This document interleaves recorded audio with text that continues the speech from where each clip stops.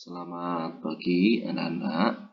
Hari ini kita akan belajar tema 8 sub 1 pembelajaran 3 dan 4. Nah, hari ini kita akan belajar mengenai KD 3.9, 3.3 dan 3.3, di mana kita akan belajar mencermati tokoh pada cerita teks fiksi, menjelaskan manfaat keberagam karakteristik individu dalam kehidupan sehari-hari, lalu mengidentifikasi kegiatan ekonomi, berhubungan, dan berbagai bidang pekerjaan. Nah, ini untuk tujuannya. Nah, mari kita belajar anak-anak. Hai teman-teman, namaku Dayu. Aku dan keluargaku berasal dari Bali. Saat di Bali, aku tinggal di daerah Tabanan. Bagaimana kondisi lingkungan tempat tinggalku? Ayo, kita cari tahu. Bali sangatlah terkenal hingga di luar negeri sebagai ikon pariwisata Indonesia. Bali memiliki potensi pariwisata seperti wisata alam, wisata seni, dan budaya. Provinsi Bali terbagi atas 8 kabupaten dan 1 daerah kota.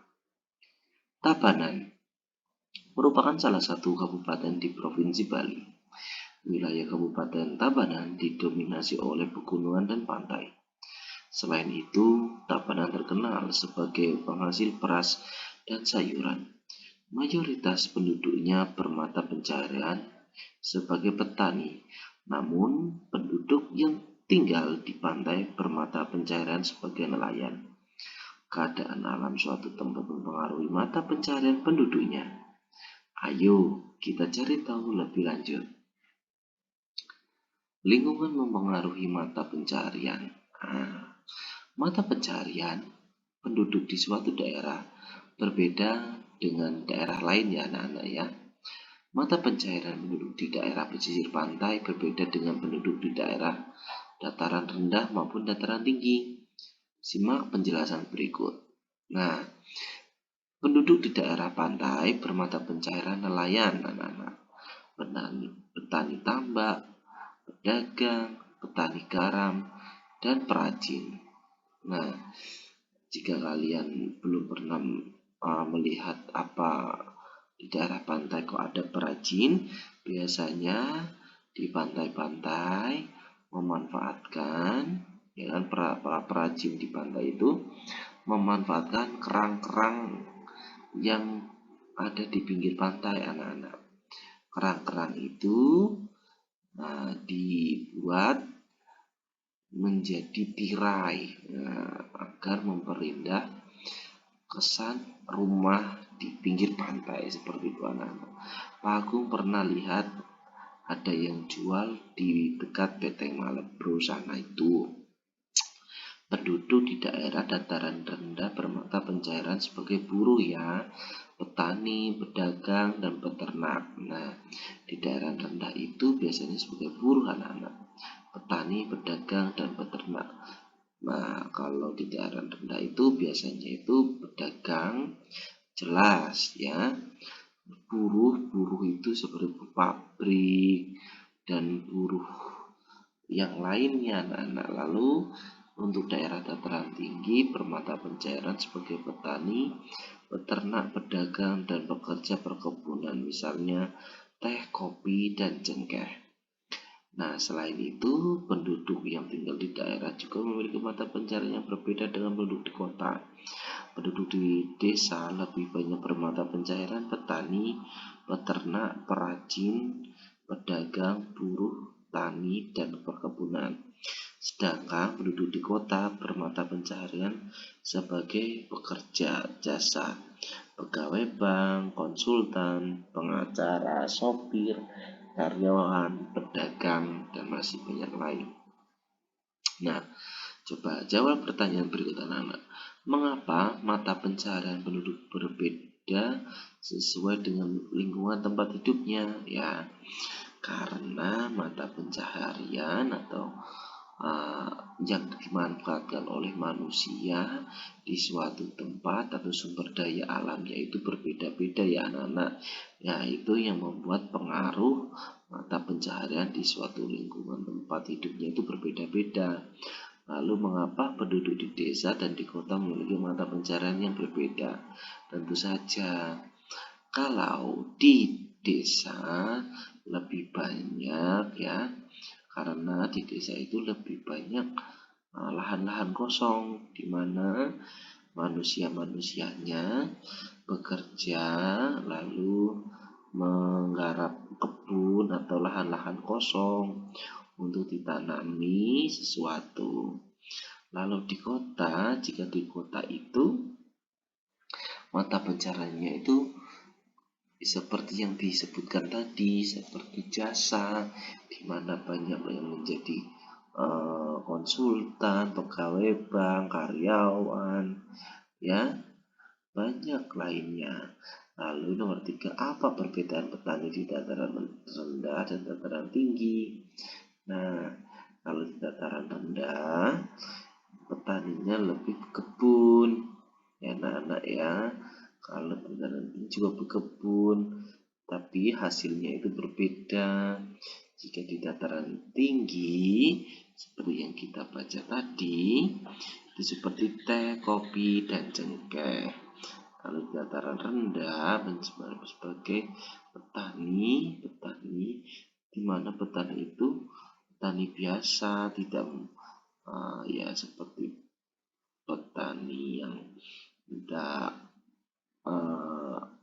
tidak mempunyai ciri khas ya.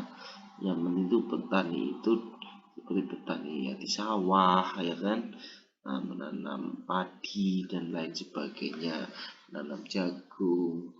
Itu bisa. Apa yang dimaksud dengan pekerja atau jasa? Sebutkan contohnya. Pekerja jasa adalah pekerjaan yang utamanya itu bukan barang ya, tentu saja jasa. Jasa itu meliputi keahlian atau keterampilan manusia. Jadi pekerja jasa ini biasanya mempunyai keahlian atau skill, misal mempunyai keahlian menjahit. Nah, dia menawarkan jasa untuk menjahit. Lalu banyak lainnya. Tukang pijat itu tuh juga termasuk ya anak-anak ya, dimana tukang pijat itu menawarkan jasa atau keahlian dalam memijat atau mengurut jika ada kaki yang keseleo begitu ya.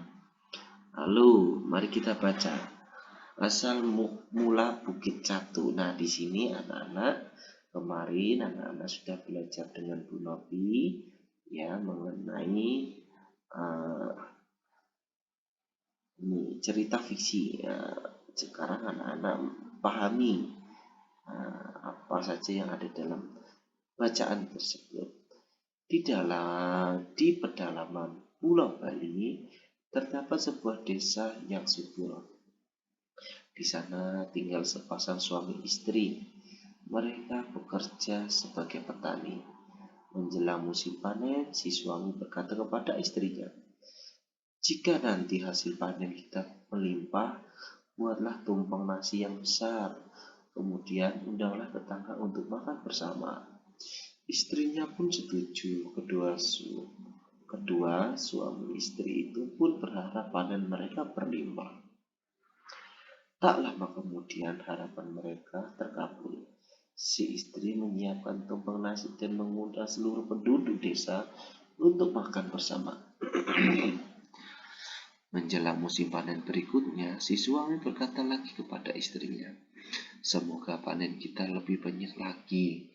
Kalau bisa 3 kali lipat dari sebelumnya. Jika harapku terkabul, buatlah 3 tumpeng nasi yang lebih besar dari sebelumnya." Kemudian istri membuat 3 tumpeng dan mengundang seluruh penduduk desa untuk berpesta kembali.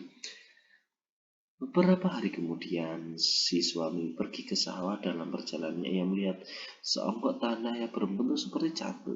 Catu adalah alat penakar nasi yang terbuat dari tempurung kelapa. Aneh sekali. Sepertinya kemarin gundukan tanah ini tidak ada, gumam si suami. Setelah pulang dari ladang, ia bercerita kepada istrinya. Kemudian ia mengajukan usul kepada istrinya. Istriku, bagaimana kalau kita membuat beberapa catu nasi? Siapa tahu kalau kita membuat hasil panen kita akan semakin melimpah. Sejak saat itu, si istri rajin membuat catu nasi. Setiap satu nasi yang dibuatnya, ia niatkan untuk menambah hasil panennya. Namun ada keanehan terjadi saat pergi ke sawah. Onggokan tanah yang ia temukan sebelumnya semakin membesar rupanya. Setiap si istri membuat satu nasi, saat itu pula onggokan tanah membesar. Sepasang suami istri pun tak menyadarinya, bahkan si istri membuat satu nasi yang lebih besar setiap harinya. Lama-kelamaan, onggokan tanah itu berubah menjadi sebuah bukit. Setelah si petani dan istri berhenti membuat satu nasi, onggokan tanah itu pun lebih berhenti membesar. Sejak saat itu, onggokan tanah itu disebut dengan Bukit Catu. Nah, dalam cerita tersebut terdapat 3 tokoh. Tokoh merupakan pelaku dalam cerita. Tokoh merupakan salah satu unsur pembangun cerita. Tokoh mengemban peristiwa dalam cerita sehingga peristiwa tersebut mampu terjalin sebagai cerita. Selain itu, tokoh berfungsi sebagai membawa pesan, amanat moral, atau sesuatu yang ingin disampaikan pengarang. Nah, siapakah tokoh dalam cerita berjudul Asal Mula Bukit Catu tadi, anak-anak? Suami istri, ya. Lalu apa saja peranan tokoh dalam cerita tersebut? Lalu apa pesan yang terdapat dalam cerita tersebut? Nah, peranannya tidak usah jelaskan kembali. Nah, yang Bapak jelaskan kembali adalah pesannya. Pesan, ya, jika anak-anak ingin mencari pesan dalam suatu cerita, anak-anak harus membaca ceritanya dari awal hingga akhir. Biasanya pesan itu tidak tersurat atau tidak tertulis, tapi tersirat. Nah, apa pesan yang terdapat dalam cerita tersebut, anak-anak? Ya, anak-anak, yang dimaksud dalam pesan ini adalah ketika mempunyai rezeki berlebih, alangkah baiknya kita juga memberikan kepada orang lain. Nah, seperti itu. Kenapa Pak Abu bisa seperti itu? Padahal kan tidak ada tulis di sini. Nah, anak-anak mendengarkan cerita Bapak tidak tadi bahwa suami istri tersebut sering berbuat atau mengucap syukur dengan cara membagi-bagikan hasil panen. Nah, dari cerita tersebut dapat kita tarik pesannya, yaitu di mana jika kita mempunyai rezeki berlebih, alangkah baiknya kita untuk membagi-bagikan kepada orang lain. Begitu. Nah, Dayu sangat senang mendengarkan cerita nenek. Bahkan seluruh keluarga Dayu juga suka mendengarkan cerita saat nenek bercerita. Semua anggota keluarga Dayu berkumpul dan mendengarkan dengan tenang. Anak-anak mempunyai keluarga? Ya, tentu saja anak-anak mempunyai keluarga. Keluarga itu sangat unik. Nah, anak-anak, pernahkah kalian iri pada keluarga kalian atau salah satu anggota keluarga kalian, entah adik atau kakak? Kenapa kakak rambutnya lurus, aku kok keriting? Kenapa adik rambutnya keriting, kok aku lurus? Ya, seperti itu. Nah, mari kita belajar hari ini, anak-anak. Keragaman berarti bermacam-macam suatu atau berjenis-jenis pada manusia. Keragaman yang dimaksud adalah perbedaan yang dimiliki setiap individu. Perbedaan pada individu itu ada karena setiap manusia memiliki ciri khas tersendiri. Dengan demikian, keragaman karakter individu berarti perbedaan ciri-ciri khusus pada setiap manusia. Keragaman karakter individu dapat berupa keragaman fisik, dapat meliputi warna kulit, jenis rambut, tinggi, rendah badan, berat badan, warna mata, bentuk gigi, dan lain sebagainya. Terdapat keragaman-keragaman dan keragaman sifat juga, pemarah, pemurung, senang. Nah, ini dia. Nanti anak-anak mengerjakan ini dengan ini ya, anggota keluarganya ya. Misal, ini kamu itu ya kamu. Kalau kamu punya adik, ya berarti sini adik. Kalau kamu anak pertama, adiknya 2, ya di sini diganti coret ini kamu, ini ke adik 1, adik 2, begitu dan seterusnya. Disesuaikan saja ya anak-anak ya.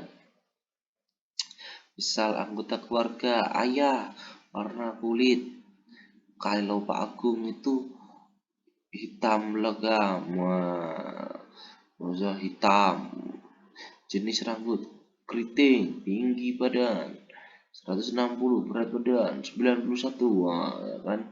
Ibu warna kulit putih, jenis rambut ya kan, lurus, tinggi badan 160, berat badan 70. Kakak warna kulit sawo matang, jenis rambut merah, misalkan tinggi badan, dan lain-lain. Pokoknya diisi sesuai dengan pengamatanmu ya anak-anak ya. Oke, terima kasih anak-anak dalam mengikuti pembelajaran hari ini. Sampai jumpa. Dadah.